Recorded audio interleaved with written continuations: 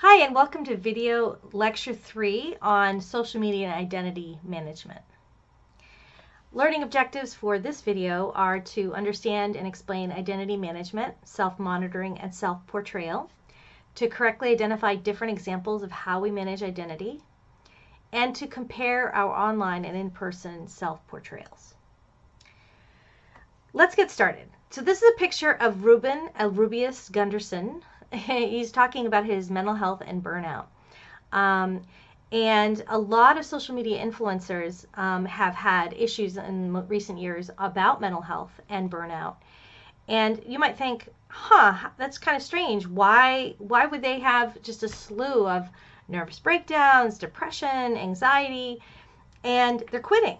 And you might wonder, they seem to have a lot of success. They have a lot of followers. They're doing great. So why would they leave? Well, what's really happening is the stress of constantly needing to manage your identity, and in a very particular and constant way. It's something we need to talk about and need to think about in terms of identity. It's a really powerful thing, and online identity in particular can be very challenging, and it's not always as accurate as you might think. So if you're interested in learning more, there is a link down there at the bottom of the slide, and you can always get to the PowerPoint if you want to read more about this. So what is identity management, and why is it so important? Well, we present ourselves in a way that influences the attitudes and interests of others. We are presenting ourselves in a particular way, and we allow the feedback from others to influence how we see ourselves. This happens online. It also happens face-to-face. What shoes to wear, what car to drive, where we live as a neighborhood, all of those things, who we hang out with, how we want to be seen. The fact that online people's lives look so perfect, it's not that their lives are perfect, it's that they are managing their identity. They're not telling you all the things that are going on. They're telling you not what's happening underneath, but they're presenting their lives in a particular way. We tend to have fairly stable self-concepts, as you've learned in video number 2, and they're pretty resistant to change. So we have to try to maintain that identity over time, and that can be a fairly stressful situation to do. So here's a graph to kind of understand the process of identity management. We present ourselves, self-presentation, and that kind of gives us an increased sense of who we are, self-esteem. And then that creates an increased self of who we are that represents and reinforces how we present ourselves. One of the key things to think about in terms of how we behave in the world is the huge influence of self-fulfilling prophecy. A self-fulfilling prophecy is a prediction that comes true because you act on it as if it were true. Our belief creates the reality in a self-fulfilling prophecy. So let's give an example. You make a prediction, and I'll use the example of public speaking because a lot of people have anxiety about public speaking. I make the prediction, right? Somebody will go, I am really bad at public speaking. Okay? You act as this is true. I'm really bad at public speaking. So then when you act as if the belief were true, it becomes true. Maybe you don't practice as much. Maybe you think, oh gosh, I'm just going to be terrible at this anyway, so why try? So what happens is you then observe the effect, and that strengthens your belief. See what I told you? I'm no good at public speaking. Look at how terribly I did. And that works, by the way, in a positive frame too. So when we send a prediction to ourselves that we're going to do well at something, I'm good at public speaking. You act if it's true. You prepare. You get excited. Then because you're acting as if you're good at public speaking, it becomes true. And then we observe it and we go, look at that great experience I had. I guess I am really good at public speaking. So we behave if it's true, and that creates the truth. Another concept to consider is self-monitoring. This is our ability to identify, analyze, and modify thoughts and feelings accurately. Understanding how we behave and how others see us and how we come out across in the world allows us to adjust and self-monitor that behavior. If we're good at self-monitoring, we are accurate and objective in identifying our thoughts and feelings.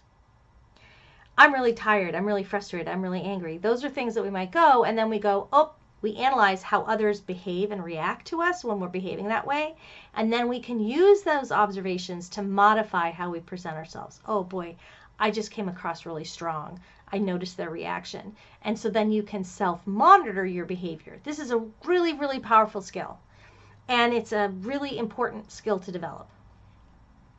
So how do we do it? Well, we pay attention.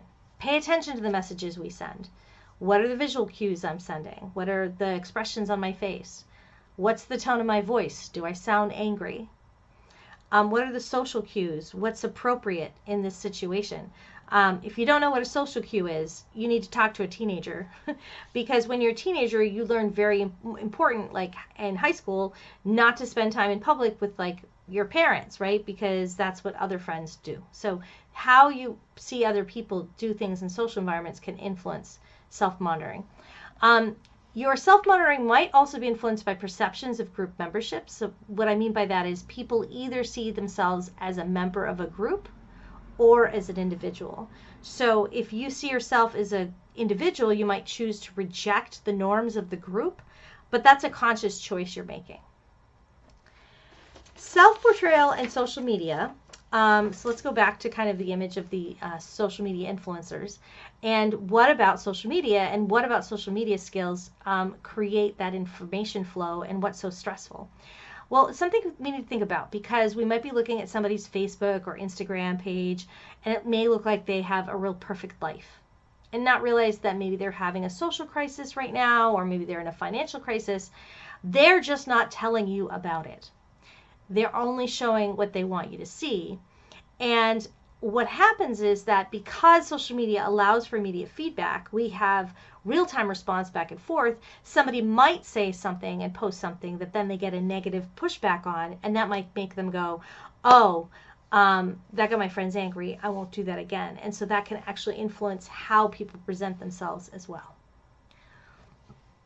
So we tend to limit the information that's undesirable on social media, and we talked about that. And then what ends up happening is that the online tends to be biased towards positive experiences. And when you have experiences with those same people in a non-social media environment, it actually may be more negative because they're being more real. So the kind of superficial niceness that happens online sometimes isn't always absolutely 100% real. And social media is immediate, so people get instant feedback that can change up how we present ourselves. So we go, oh, I'm going to give more positive feedback because that's what I'm getting positive feedback about. So if people really like what you say, you might be influenced to post more things like that. So going back to the YouTube stars or the social media influencers, the pressure of needing to behave as at this ideal self at all times has gotten to them. It's not natural. It's not normal.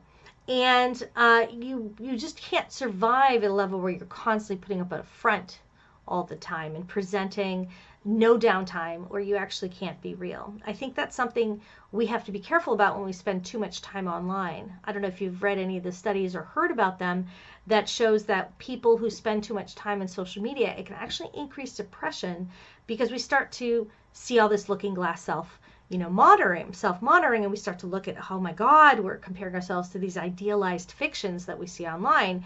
Everyone looks so perfect, and they're not. That's just what they're presenting to you. But your brain tends to then go back and look at yourself. So you have to really think about that and remember that what you see online isn't necessarily accurate of what people's lives are really like. All right, so we need to check our perceptions. Describe what we see, hear, or think is happening. And we need to be descriptive, not evaluative. Oh, look at them. They look so happy. They're so lucky.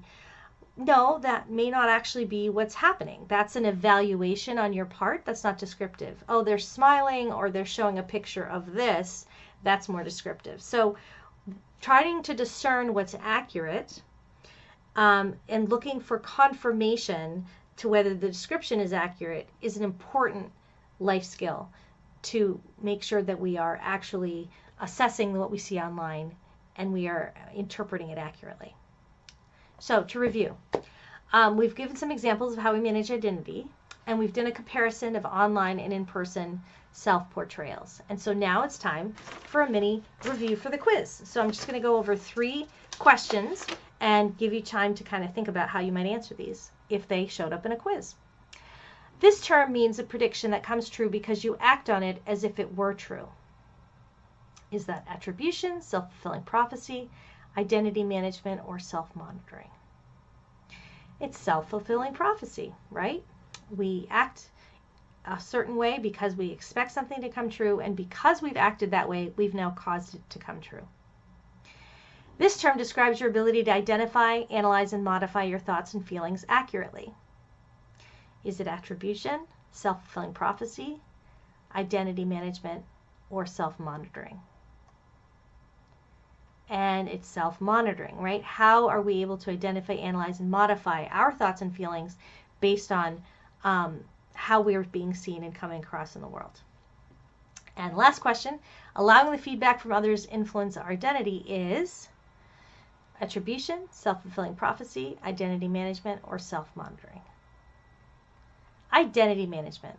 Yep, we are managing our identity based on the feedback from others. All right, that brings us to the end of video 3. Thanks so much, and we will talk soon.